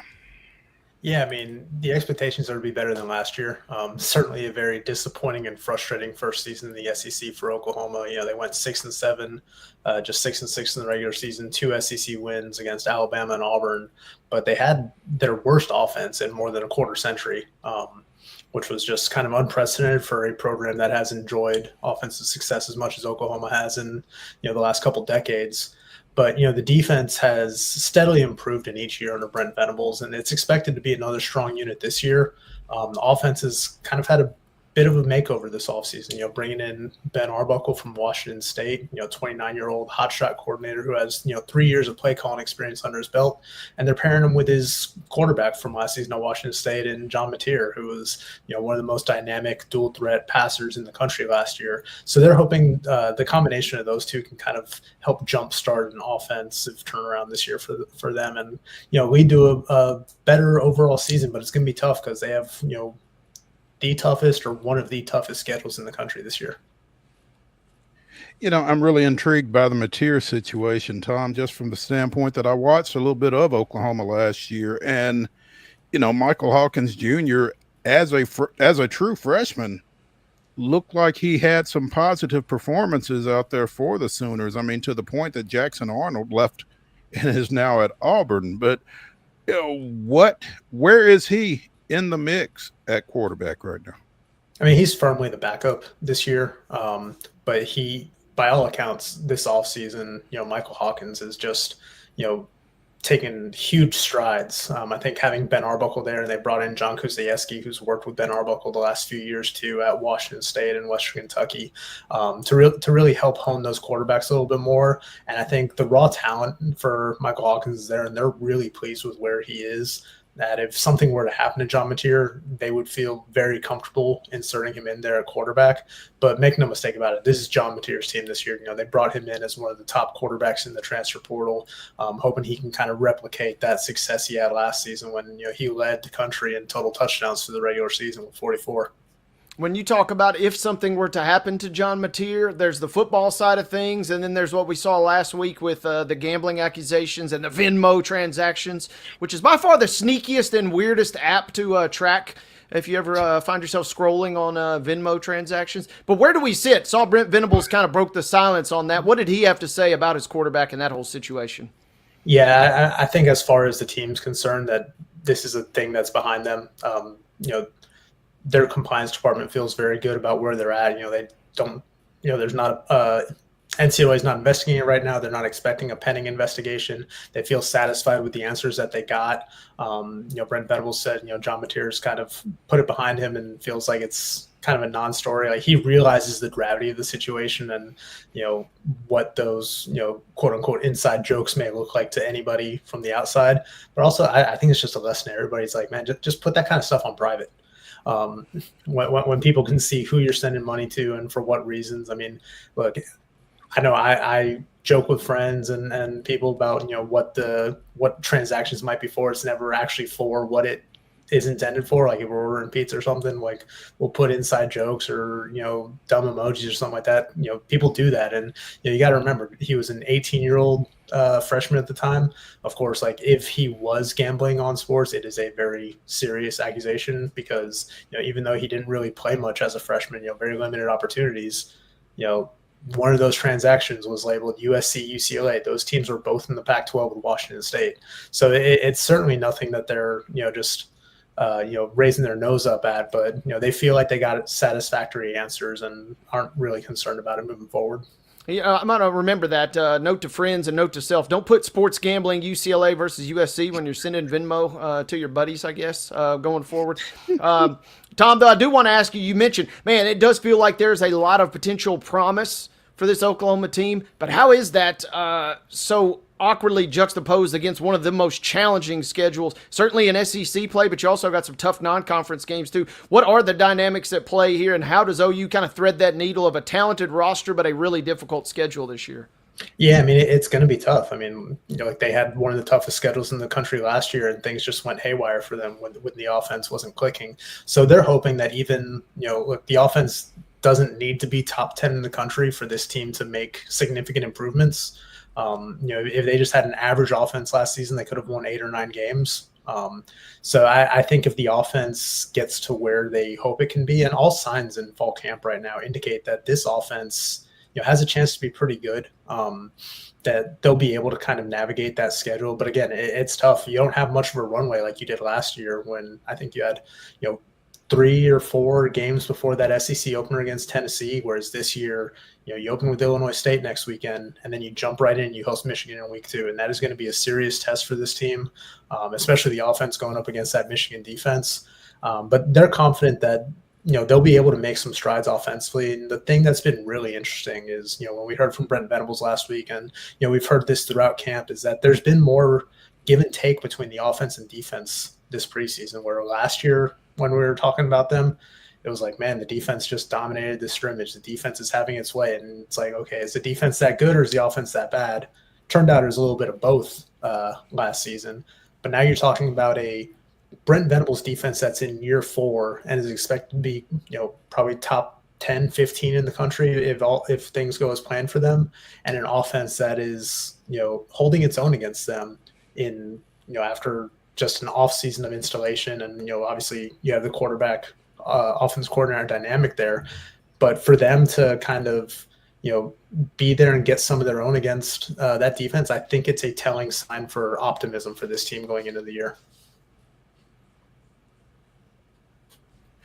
Tom Green of Sooners Illustrated joining us here on Main Street Sports today. Tom, you talk about not having much of a runway, but after you get past Michigan, your next 3 are Temple, Auburn, and Kent State. Temple in Philly, but the other 2 at home. Auburn, your SEC opener, and that's Jackson Arnold coming back to Norman. But those are 3 games there that if you can get past Michigan, you got a pretty good shot to, at worst be 4-1 going into Texas. Yeah, I mean, look, if you can get past Michigan, I think you have a really good chance of being 5-0 going into that Texas game. And we'll see where Texas is at. Obviously, they have a very difficult opener against Ohio State. It should be interesting to see how those 2 teams match up. But, if they can get past Michigan, that's when you have a little bit of runway to kind of figure things out. That, that week 3 trip to Temple, which still kind of weird to me that they're traveling to Philadelphia to play Temple, part of a 2-for-1 series. But then, hosting Auburn, and obviously, this defense is very familiar with Jackson Arnold. I know he's got some better weapons around him, probably a better offensive line situation than he had last year at Oklahoma. But it's a defense that knows his tendencies, knows him well, and Brent Venables is not going to hold back against his old quarterback. So that's certainly going to be an interesting SEC opener to watch. And then, Kent State, another bottom of the barrel FBS team, as kind of a warm up there before the Red River rivalry. So if you can get past Michigan, you're in pretty good shape for that first half of the season. It's the second half of that schedule that just gets kind of unforgiving. You go through the second half of that schedule, and, you have at South Carolina, at Tennessee, and at Alabama. Texas is obviously what Texas is. As tricky as that is, you do have the benefit of, and now granted they're the 3 toughest opponents, I guess, in that second half, but your 3 toughest opponents are your only 3 true road games in SEC play this year outside of the Texas matchup. Yeah, I mean, I think those games are going to be big tests for them. Like that, I think that Alabama game is going to be incredibly difficult. Tennessee nailing obviously one of the better atmospheres in the country. I think the saving grace for them for that South Carolina game is that it's going to be, that early time slot, 11, 12, whatever the local time will be for that one. So it probably be very warm still, but it's not going to be, quite like it's going to be like under the lights at, South Carolina Stadium. But yeah, I mean, that second half of the schedule is difficult. I mean, you mentioned those 3 road games, but you look at what they have at home too. I mean, they're hosting Ole Miss, they're hosting Missouri, they're hosting LSU. Like, those are 6 very good teams on the back half of the schedule. They're going to present troubles for this Oklahoma team. And look, if they can come out of that, I don't want to say unscathed because I don't think anybody's predicting Oklahoma to go 12-0. But if they can hold their own against that schedule, they're gonna, we're gonna know a lot about this team. Like, there's not gonna be any questions about how good they are or what their potential is if they can, kind of manage that schedule. Tom, as the resident Michigan fan on this show, I'm familiar with a defense having to be good enough to hold up a bad offense. It seems like, though, Oklahoma, there's even more optimism. And so my question is, can the defense hold the serve early? And is this offense capable of taking off and really flourishing in the second half? Or is this really going to be, hey, we need to hang our hats on the defense all year long, no matter how good the offense kind of comes along? Yeah, I mean, I think the offense has a chance to kind of take off once they get settled. Look, there's going to be some bumps and bruises along the way for the offense, but I think if they can stay healthy, they have a chance to be really good on that side of the ball. And you look at last year, like Jackson Arnold had his struggles, but a lot of that was just a terrible situation around him. Like, their top 5 wide receivers barely played, if at all, throughout the season. They started 8 different combinations along the offensive line through the first 9 games before kind of settling in late in the year there. And it was just so many changing variables that were not optimal for any quarterback, much less a first-year starter, to have success. But I think that that pre-existing relationship and familiarity between Ben Arbuckle and John Mateer, and adding a guy like Jaden Ott at running back, and just having better depth across the offensive line. I still don't know what this offensive line is going to look like in a week and a half. But I know they feel a lot better that they have 6, 7, 8 guys that can start, whereas last year they were scraping the barrel to try to put together a 5-man unit for half the season. So I think this offense has a lot of potential, and I don't think there's any doubt about what this defense is going to be, because they returned 7 or 8 starters from that unit. Like, yeah, you're replacing Danny Stutzman, you're replacing Billy Bowman, 2 guys that were just stalwarts on that unit. But they've done a really good job of just recruiting and developing talent on that side of the ball, with Brent Venables back calling plays. So I think they're going to be in good shape there. You mentioned Jaden Ott, and I wanted to ask, how big of an impact is this a guy that could, really, really break out after a great little run at Cal there? Is he a guy that could make a massive splash in the SEC in your mind, or is he a guy that, will be serviceable for what OU needs him to do this year? I think he's a bona fide difference maker for this team. I mean, you look at Oklahoma, they've kind of had a by committee approach these last few years. I think they haven't had a 1,000-yard rusher since Eric Gray in 2022, I guess it was. But that's Jaden a little Ott, bit of a sore spot around here, by the way. But Jaden Ott, I mean, he is a certified 3-down back who can split out wide, do some things in the slot. He can factor into the return game, and look, last year at Cal wasn't great for him. He was battling a high ankle sprain and a knee sprain that he says was misdiagnosed and mishandled, and he probably should have sat a few more weeks to kind of get that sorted out. But the year before, his breakout season as a sophomore in 2023, he was one of the best running backs in the country. And they fully expect a healthy Jaden Ott to be at that caliber in this offense. And I know Ben Arbuckle is really excited about kind of how he can use him and how he can get him the ball in space, because he's shifty, he's great at breaking tackles, and he's got top end speed that makes him a real weapon for this offense. Tom Green of Sooners Illustrated joining us here on Main Street Sports today. Tom, we've talked about that defense. Who are some of the guys that are going to make that defense what it's expected to be? I think you have to start with that defensive line. There's been a lot of chatter this offseason about, whether this defensive line can, be the best in the SEC, and I guess, as an extension, one of the best in the country. And I think that conversation starts with our Mason Thomas, who was a second-team All-SEC performer last year, led the team in sacks, quarterback pressures, tackles for loss, and now he's back for his senior season, looking to build off that and kind of fortify himself as a, potential first-round guy next spring. But you just go across that line. Like, you're bringing back Dominic Williams, who, started for 2 years at TCU and then was a starter for you last year. Jaden Jackson was a freshman All-American last year. at them, and by all accounts, he's just been a rock there, and like they've not been able to move him in practice, and I expect him to kind of set the point of attack for them, especially in the run game. Big question over there is who's going to be kind of our Mason Thomas's running mate on the opposite end, but they've got good depth up front, and then you look at some of the other guys that they bring back. Kip Lewis at linebacker. I mentioned those 2 wins against Auburn and Alabama. He had a pick 6 in both those games and was their 3rd leading tackler on the year. So he's kind of taken over that leadership role at linebacker. And then on the back end, Robert Spears Jennings, a guy that just quietly solid. A lot of the attention the last couple of years was on Billy Bowman, and for good reason for what he did back there. But, Robert Spears Jennings was their 2nd leading tackler. He was, I think, like top 5 in the country in fumbles forced individually last year. And now he's back to just kind of solidify the top end of that, or the back end of that defense. So I think those are, really the big names to watch for them on that side of the ball.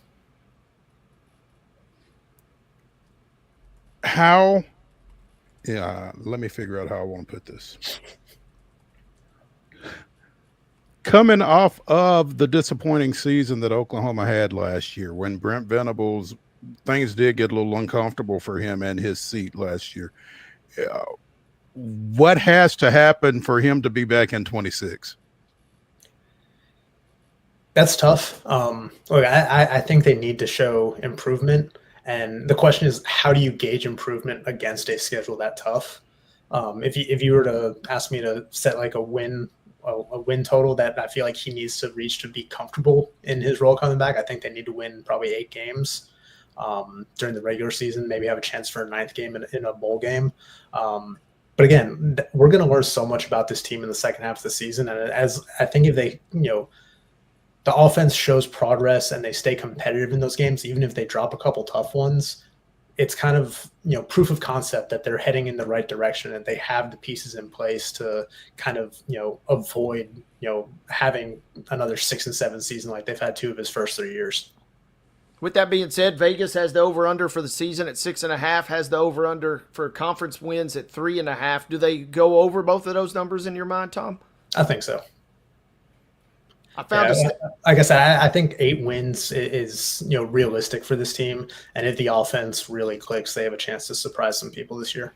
The one thing that does trick me or scare me a little bit, I guess, is let me make sure I get this right here. 7-13 under Venables in true road games.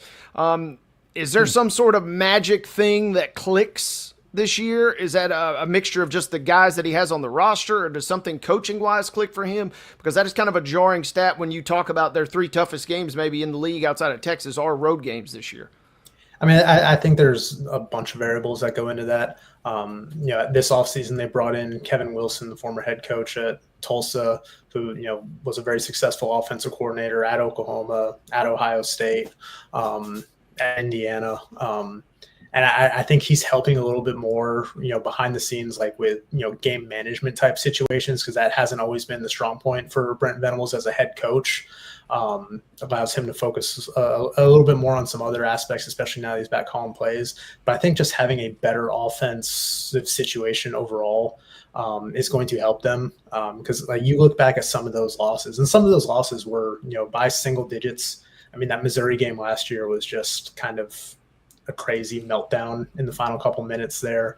2023, you look at both their losses on the road at Kansas and at Oklahoma State.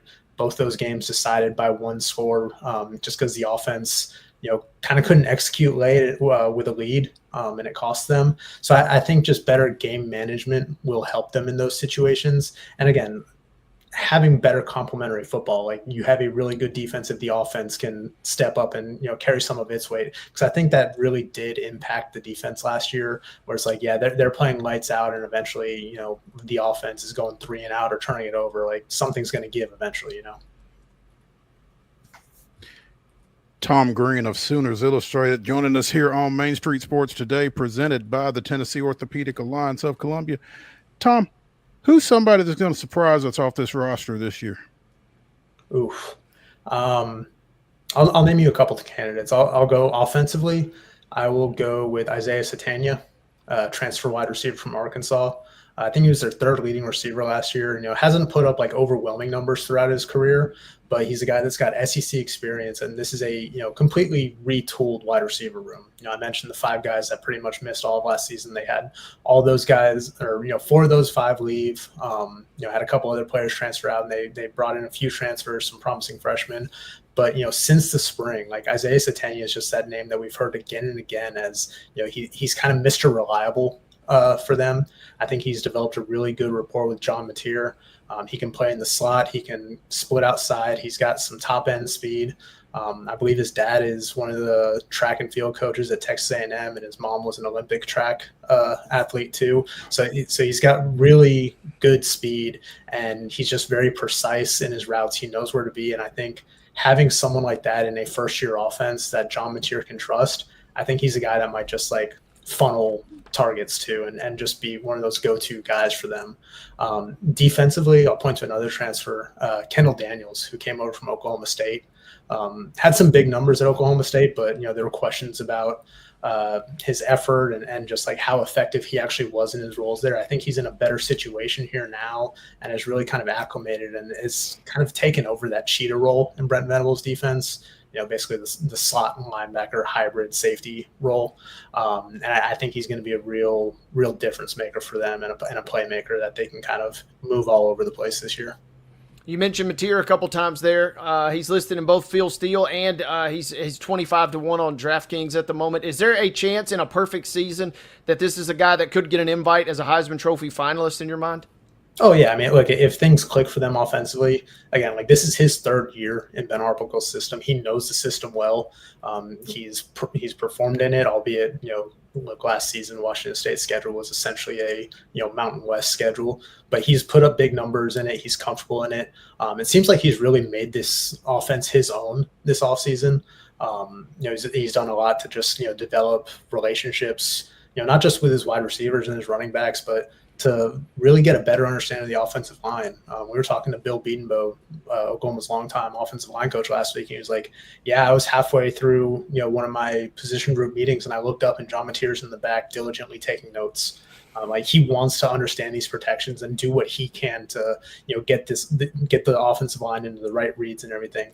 So I think, again, if things go well offensively, just given his past success and given Oklahoma's pedigree of, producing Heisman winners and Heisman finalists, that if things go well for Oklahoma, he will be in that discussion at the end of the season. There we go. Tom Green from Sooners Illustrated joining us here on Main Street Sports Today, presented by the Tennessee Orthopedic Alliance of Columbia as we continue our Southeastern Conference football previews, giving us a look inside the Oklahoma Sooners. Tom, we appreciate it, man. Look forward to catching up with you again later this season. Yeah, thanks for having me, guys. Thank you, Tom. Absolutely. Let's take a break, our final break of the day here on the weekend wrap-up edition of Main Street Sports Today. When we get back, we will touch on some items from the weekend. Stick around.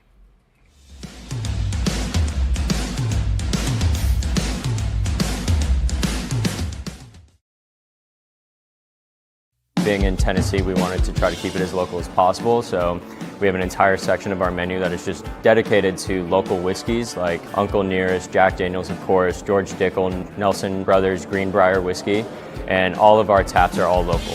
From 2 o'clock until midnight, we've got food every day for you guys.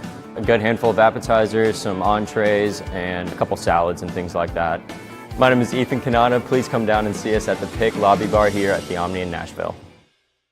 At Delta Dental of Tennessee, we know our success begins and ends with providing superior quality service, and that includes serving those who need it most. This year, we're celebrating 25 years of giving back to the community we call home. Delta Dental, along with our Smile 180 Foundation, supports Tennessee's dental colleges and oral health education, children's hospitals, free and reduced cost dental clinics, and other like-minded charities. Here's to the next 25 plus years of ensuring healthy smiles. There's a line that links us all. Most of the time, we don't even think about it, but it's everywhere. Illuminating our neighborhoods, empowering our businesses, and helping us to recharge. Whether it comes from our grids, the sun, or a kind heart, we believe in the power of good energy. And as your family and region continue to grow, you can trust that we'll always be there for you. Middle Tennessee Electric, bringing good energy.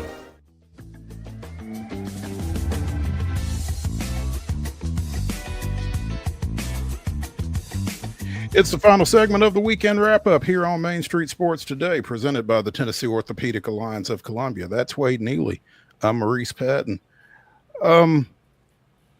Reggie Barlow, first-year Tennessee State University football coach, got some tough news over the weekend as defensive back Kamani Cobbs announced via his socials that he will be entering the transfer portal. Transferred in from Southeast Missouri State during the past offseason, was named a preseason All-American by BoxToRow.com, a HBCU preseason All-American. Redshirt sophomore out of McDonough, Georgia. I'm sorry. He did not transfer in over the offseason. He transferred in last year, played in 7 games this past season for TSU. 7 total tackles, 2 pass breakups, but was expected to be a factor defensively for this team again in Barlow's first season, and stepping away 2 weeks before their season opener against North Carolina A&T. Intriguing to say the least. Yeah, tough timing for TSU. Tough timing, obviously, for Coach Barlow. And, man, that is a big blow. TSU was already kind of behind the 8 ball in terms of their roster. Only 5 players had played over 200 snaps, or what we call significant contributors, that returned to this year's season. So they basically have a brand new squad. And one of the key cogs, it sounds like, that you were really trying to rely on, you're now having to replace just 2 weeks kind of before you get things rolling when A&T comes to town. That is a difficult turnaround for what has been a difficult offseason. Best of luck to Coach Barlow and the squad. Probably the message is, hey, if you don't want to be here, we don't want you here. So let's roll with the guns we got and let's see what we can do. That is a big blow, though, this late in the game for sure. It absolutely is. And I mean, I can appreciate coaches taking that stance, certainly publicly. We need everybody headed in the same direction. We need people that want to be here, that kind of thing. But man, when you are already struggling from an experience standpoint and then you lose somebody like that, it's not easy. It's not fun. So, again, best wishes to Coach Barlow and TSU, but this is a tough blow to deal with here.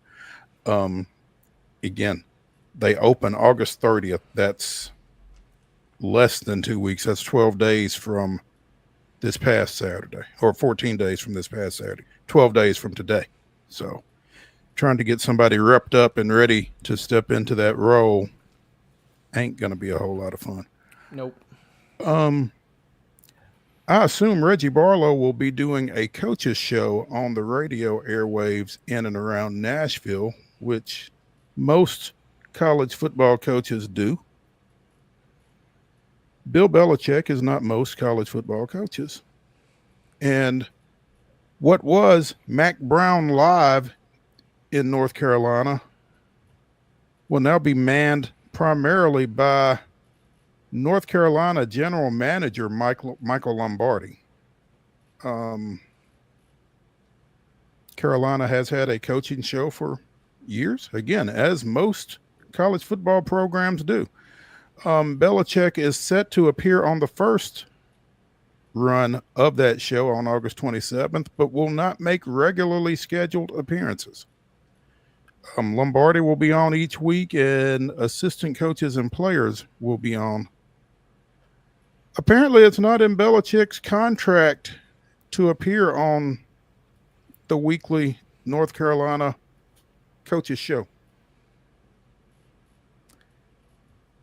He's kind of rewriting the college football coaching handbook, I guess. I don't know. Yeah, devil's in the details. And, if you were looking forward to tuning in, man, this is bad news for Coach's Show. We just heard Vol calls is going away. And then now all of a sudden Belichick's like, you know what? I ain't doing this. I'll appear every now and again. It's like when I used to host the Giles County Show. You might get David O'Connor every week or couple weeks, and then you might not. And you just got to figure out and do the best you can. So best of luck to the host of that show. Probably going to get a little more heads up than that. But Lombardi's not a bad guest. Love listening to him on some other podcasts, but how buttoned up will he be? How company line will he be? It's kind of been the whole same song and dance and circus that has encompassed this entire situation. Throw Jordan out there for a couple appearances. Why not, right? I mean, let it rip, baby. This is the full Belichick experience this season. I was going to ask you, when O'Connor was or wasn't on, how much leeway did you get on that? I mean, was it, he ain't coming? Sometimes, how did that work? Sometimes we get lucky and get like 30 minutes, sometimes 10 minutes, and then, somebody else would show up. But you roll with the punches. That's showbiz, baby, as we like to say. But, Belichick not being there, like I said, it's not necessarily, we shouldn't be surprised by this because everything about this has kind of been unconventional to say the least. And, you scan in the contract and it says as reasonably requested. If you're Belichick and you don't want to do it, you probably want to stretch that out as often or as far as you can. And so it sounds like if you want to tune in for the coach, your appearances and your chances will be limited this year in Chapel Hill. Sounds like. From the weekend, we talked about it in the rundown. Scott Scheffler went into yesterday 4 strokes back of Robert McIntyre. He made up 4 strokes in the first 5 holes and went on to win this thing by 2 strokes. I mean, if you are leading and Scotty Scheffler is breathing down your neck, I mean, on a Sunday in particular, that's got to be one of the more uncomfortable feelings there is for a professional golfer, I would think. You would think. And, man, we had talked and hyped up Bobby Mack a couple different times over the course of last week. But we saw a little bit of a new page or a new wrinkle for Scheffler. That's not usually his MO. He's kind of been old school Tiger where he gets the lead and he hangs on to it. He has not really stalked down a ton of guys during this great run. But Scheffler does it, wins the BMW, keeps rolling. Where's the stat here? Players with 12 wins, including 3 majors in a 2-season span. There's only been 4 guys that have ever done this, Mo. That's Arnold Palmer twice, Jack Nicklaus twice, Tiger did it 4 times, Scheffler now on this current run. So this is yet another ridiculous stat that Scheffler has done. He started like 150 career PGA starts, and he's finished in the top 10 in close to half of those, nearly 75 of those. He's finished in the top 10. The guy's a machine, and he got a big win. It'll be interesting, though. This will be the championship this weekend. Can he do it when his back's against the wall? It's one thing to do it in the BMW, Scotty. Let's see if you can do it when the chips really are down this weekend. He probably will. Did I see that? Yeah, I'm not betting against him. That's for sure. He is the first since Tiger in 06 and 07 to win at least 5 times in back-to-back seasons, which kind of dovetails with the stat that you just gave us a little bit ago. But when those are the names that you're being mentioned with, it's impressive to say the least. He's unreal, and he does it. I saw him a couple weeks ago. He finds unique ways to just put this extra pressure. And just when you think he's gone or just when you think you can count him out, he drains a 40-foot putt. He rips your heart out. Over the weekend, we saw him with a chip in for the ages. I mean, this guy just finds ways to come up with massive shots. You can never count him out. And if you're ahead of him, you have to just bury this guy. You have to cut the head off that snake or else he is going to keep coming. He is unreal. And he has just been dominant over these last 2 years in particular. And it'll be really fascinating to see how long of a run we're talking about with this guy. You mentioned that they go to East Lake in Atlanta this weekend for the Tour Championship. He and 29 others. And again, you kind of feel like Larry Bird. Who's going to finish second? But $10 million goes to the champion at East Lake this weekend. I don't know that Scheffler has spent it yet, but Yeah, go ahead. I was going to say big tournament, and they're changing the formula up this year, though, Mo. They're not doing the strokes accumulated model anymore. So this is a brand new tournament. Otherwise, Bobby Mack and Scheffler would be really sitting pretty entering the weekend. But it's a brand new, it's a fresh start. The top 30 will have a chance. The usual suspects are there: Scotty, Rory, and Tommy Fleetwood. Think about that, though. How wild would it be after everybody we've bagged on Fleetwood so much about not winning the big one if he just has the stones to come out and win the championship? Tiger a couple years ago at East Lake with that magical run. That last little bit of Tiger magic was one of the craziest and wildest scenes we've ever seen in all of sports. Fleetwood would not even come close to that, but it would be really, really cool. He's listed at 14-1. Don't think he'll get it done. It does feel like it's Scheffler's time, and it feels like we'll be talking about him on this very same time slot next Monday, hoisting the championship. Man. From the Korn Ferry Tour, we mentioned it on Friday. Blades Brown goes 68-77 through the opening 2 rounds at the Albertsons Boise Open. Missed the cut out there with a +3.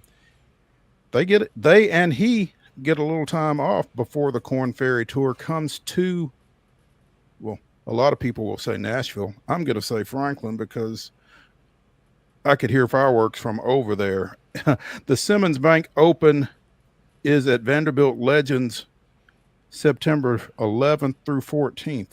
So again, if anybody wants to use my driveway to park and walk over, we can arrange something. Let me know. Simmons Bank Open for the Snedeker Foundation again is the next Korn Ferry stop. Opens on Thursday, September 11th, and I would imagine Blades will be there. Yeah, and hopefully this will be a chance for him to kind of collect his thoughts and kind of regroup after missing the cut in a couple of tournaments in a row, but after the news that he's obviously earned full-time status. Hopefully using this, because there will be some extra pressure. There's got to be a little bit of inherent pressure kind of playing in your quote-unquote backyard to kind of and put on a show for the fans. So hopefully he'll use these next couple of weeks to get things kind of prepared. And hopefully you will use these next couple of weeks to get your money right to sell those parking spots to everybody, because you can make some coin, my friend, selling that with Blades and crew looking for parking access. Now you gotta get their money right. I'm pretty close, man. I really am. Austin Dillon won at Richmond on Saturday night, clinched one of the final 3 playoff spots for the NASCAR Cup Series. Daytona, the final regular season race, is next week. And again, you're down to 2 spots. So got some folks that need to get some work done here in that one. 14 spots have been clinched. Dillon, the latest to get one. And I'm trying to find who the top 2 are to get in on points real quick, and struggling to do so. Hang on. Here we go. Your top 2 points guys who don't have wins are Tyler Reddick and Alex Bowman. If the season ended now, they would be your 15th and 16th drivers in the 16 driver field for the playoffs. But again, Daytona next weekend is your regular season finale. So I'm sure David and Calvin and Heather will be talking more about that on Wednesday. So be sure and tune in. That's going to do it for Main Street Sports Today, presented by the Tennessee Orthopedic Alliance of Columbia here on this weekend wrap-up Monday. Again, be sure and check Wade and Calvin White out tomorrow, David Wilson and Calvin on Wednesday, me and David on Thursday, and Wade and I will be back together on Friday. All of that starts at 2 o'clock each day. Y'all have a great Monday evening. We'll see you.